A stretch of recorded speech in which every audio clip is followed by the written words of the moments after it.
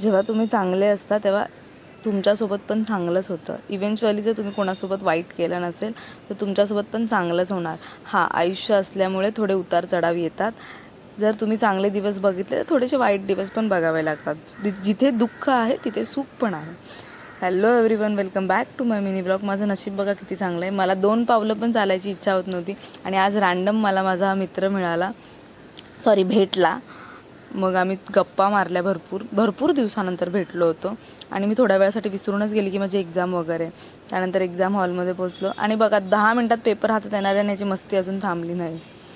So paper वगैरे झाल्यानंतर घरी निघाले. गाईज, मी फायनली डिसिजन घेतला आहे की आता मला हेअर कट करायचे आहेत, शोल्डर लेंथ हेअर करायचे आहेत. कारण की आज जी माझी अवस्था खराब झाली आहे, बापरे. आता फायनल झालं आहे, नेक्स्ट संडे सलूनमध्ये मी जाईल. सो आंघोळ केल्यानंतर थोडंसं रिफ्रेश फील झालं. 2 दिवस झाले कपडे धुवून, अजूनसुद्धा कोणी त्याच्या घड्या घातल्या नाहीत. ते बोचकं तसंच एका कोपऱ्याला पडलेलं होतं.